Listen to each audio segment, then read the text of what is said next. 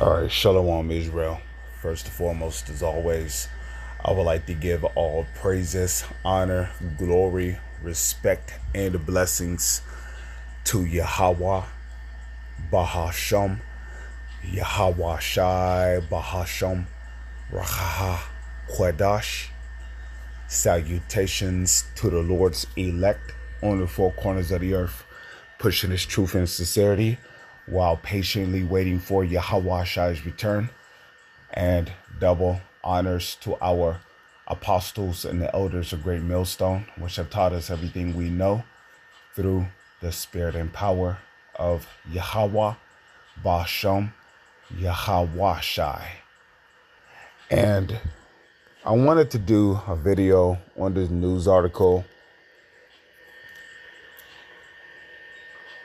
This is what happens when the wicked bear rule and rulership. Okay, now I saw a picture in this news article. I wish I can, maybe I should just hit the back button. Okay. The title of this article is called Crisis, Competition, and Conflict. Okay, these devils know not the way of peace. And as you saw in that picture right there, you saw a picture of a city that is pretty much in ruin. You see, when things don't go the wicked's way, like they say from the movie Planet of the Apes, he'll make your home a desolation and his, something along them lines, just roughly paraphrasing. And that's pretty much the so-called white man. Destruction is like a sport to them. Just real quick, let me open up the blue letter Bible here for edification. Let's go to the book of Habakkuk, the 2nd chapter. The water Yahweh Shai, for putting that precept in my head. Habakkuk chapter 2, verse 4. Behold, his soul. Whose soul? The soul of the so-called white man, the self-proclaimed white man, the biblical Edomites, which are also known as the wicked in the Holy Scriptures. His soul, which is lifted up, is not upright in him. Okay? His soul is not upright in him. Okay? Because if his soul was upright, he would deal rationally, right? He wouldn't just bomb or destroy or bring a city into ruin because the president did not agree with whatever commerce they were conversating about. You don't just go and bomb a whole city because the president disagree with your methods.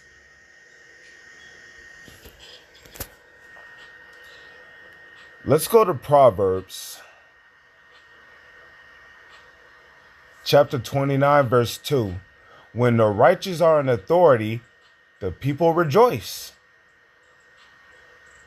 Is the righteous in authority? Who's the righteous?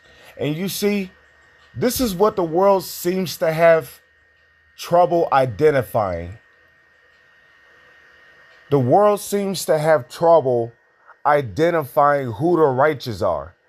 Everybody think that the righteous are them small hats in the land of Israel. They're not the righteous, because if they were the righteous, Isaiah, the 2nd chapter, would be in effect. And a matter of fact, let's go there real quick for edification, because them JEWIAISH people in the land of Israel are not the righteous. They're not the people of God. They're not the chosen people of God. They are Edomites. They have stolen our heritage, proclaiming to be us when they're not. Okay, Revelation 2 and 10. Let's real quick. Isaiah chapter 2 verse 1. The word that Isaiah the son of Amoz saw concerning Judah and Jerusalem. Okay, Jerusalem's a people before it's a place. And it shall come to pass in the last days. Are we living in the last days? Yes, we are. What's the proof that we're living in the last days? Just real quick, let's go to 2nd Esdras chapter 6, verse 7.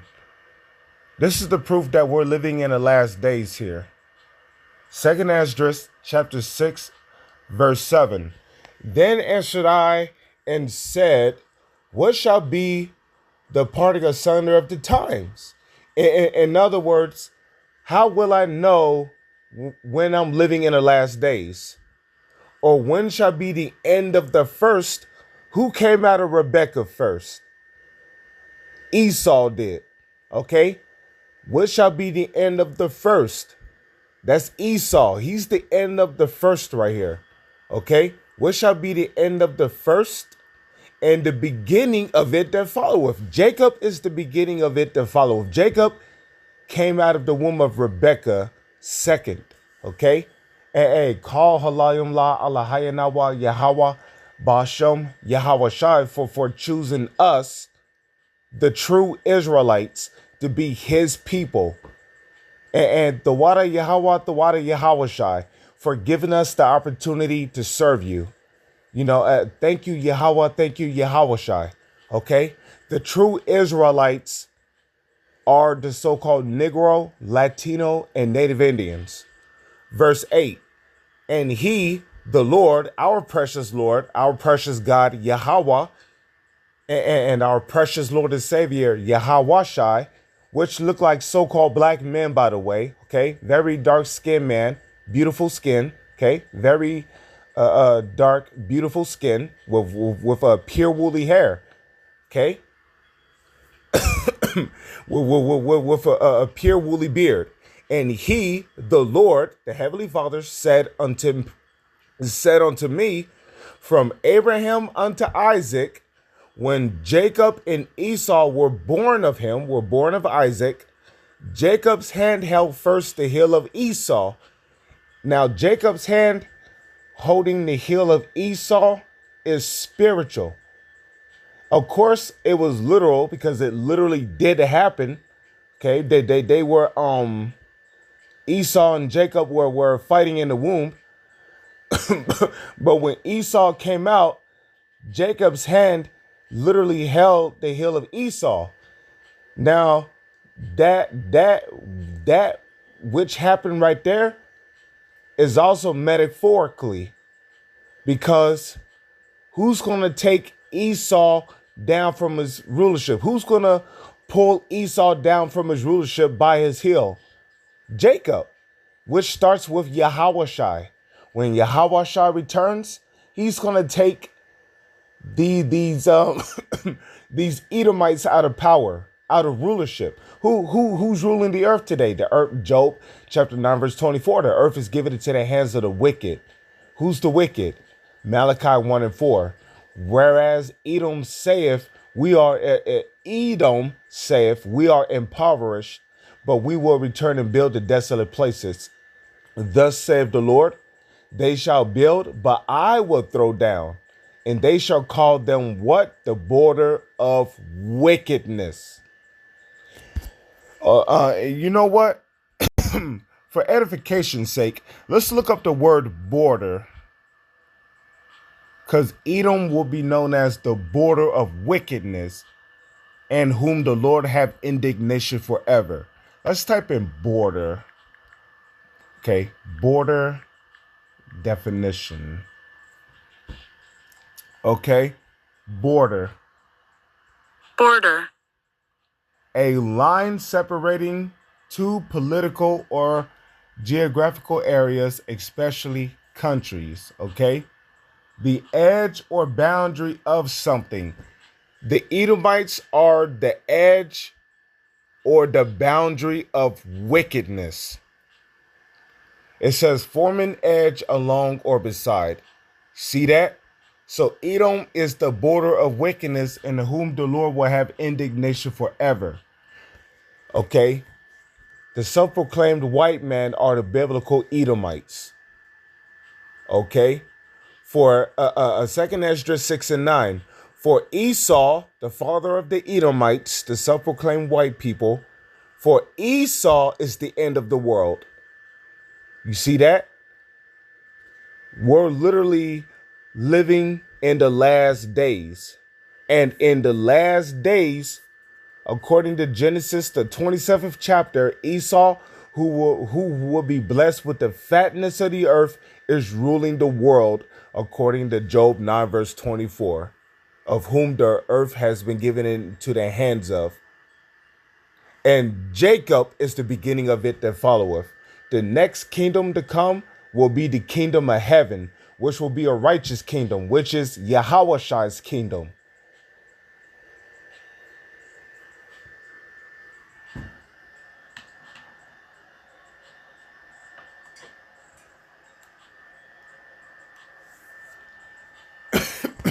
Okay. So when Yahushai come back, he's going to take these devils out of power. Okay. Jacob pulling Esau down from his rulership.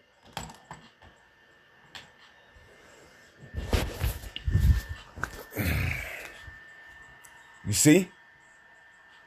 For Esau is the end of the world, and Jacob is the beginning of it that followeth. So now when we come back over here, right? The righteous is not in rulership. The righteous, which are the Israelites. Because if the righteous was in rulership, there would not be whole cities in ruins. There would not be hospitals getting bombed. There wouldn't be wars. Weapons would be destroyed. Nations would not learn war anymore. So who are those imposters in the land, in our land, which is the land of Israel? They are Edomites. Now, do you got Israelites? Because according to Numbers 1 verse 18, your nationality is dictated by who your father is. So you're going to have Israelites that look like so-called white people, but they're Israelites because their father's line on their father's side goes back to a so-called Negro, Latino, or Native Indian. Okay? So you do got some Israelites living amongst those imposters in the land of Israel, but predominantly those are imposters over there in the land of Israel. They are not the real Jews. The Holy Scriptures tell you that the real Jews look like so-called Negroes. Okay?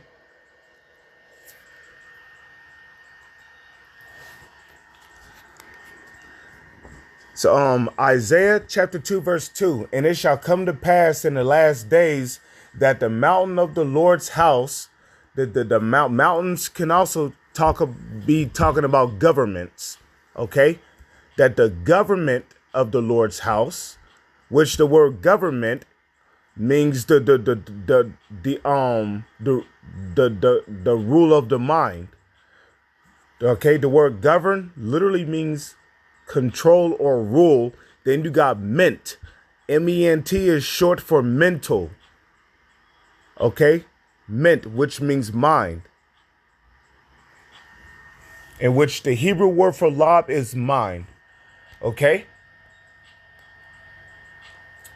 It says, the mountain of the Lord's house shall be established in the top of the mountains, meaning the ways of righteousness, the ways of the Lord is going to rule the world. The law, okay, because we are going to Lord's will, if we're of the elect and we come back down from Yahweh's chariot, we're going to come back down from Yahweh's chariot as New Jerusalem, and we're going to enforce the ways of righteousness in the world, okay? There ain't going to be no more eating live squid, eating pork. There ain't going to be no more committing adultery, tattoos, wearing dreads. Okay, the nations is going to have to learn of our ways. And this is what Isaiah 2 is going into, verse 3.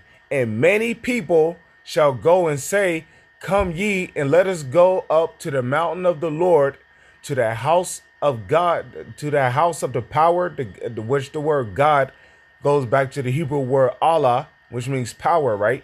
To the power of Jacob, which Yahweh is our power, right? The power of Jacob. And he will teach us his ways, and we will walk in his paths.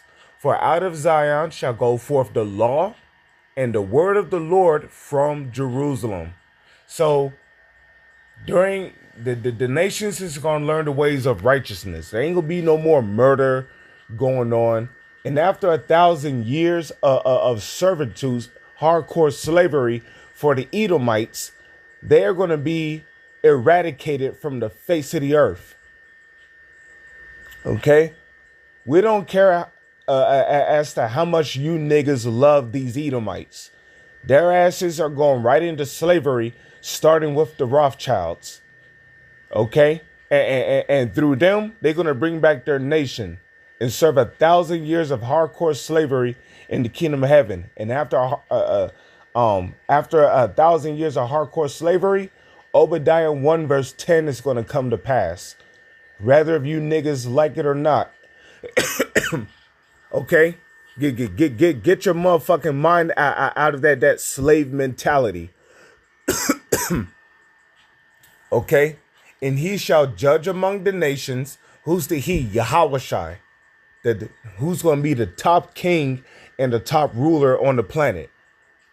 Okay? He shall judge among the nations, and he shall rebuke many people. He shall rebuke many people, and they shall beat their swords into plowshares and their spears into pruning hooks. Nation shall not lift up sword against nation. What's going on around the world today? Nation lifting up sword amongst nation. You got nation lifting up sword against each other. Nation lifting up sword against nation. You got all kind of wars and chaos and protests and rallies and riots going on. But the righteous is in authority? The answer is no. The righteous is not in authority. Because if the righteous was in authority, the righteous, which are the Israelites, if the Israelites were in authority, there would not be wars going on around the planet. Okay? People would not be starving when the Lord made food plentiful on the planet. Okay? There wouldn't be all this chaos and confusion going on. Nation shall not lift up sword against nation, neither shall they learn war anymore.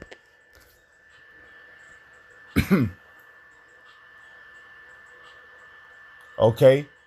That's what's going to happen when the real righteous are in authority. The righteous, which are the Israelites, which are the Negro, Latino, and Native Indians.